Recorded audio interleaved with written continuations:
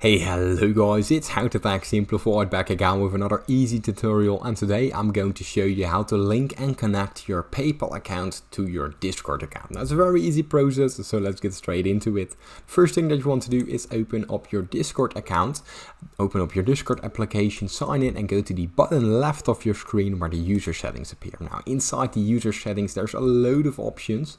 Now we're going to the connections right here. Now inside the connections is the tab that we're looking for, the add accounts to your profile, and the first options appear to be PayPal. Now it's very easy, simply press it, and what this will do, it will open up your browser with your PayPal account. Now simply sign into your PayPal account, and from there the both will be linked automatically and it will take you back to Discord. Now from there you can use the both simultaneously, and that should be it. Now if you still got any other questions regarding this tutorial, please leave it in the comments down below. Leave a like and subscribe, it helps me out a lot, and thank you for watching.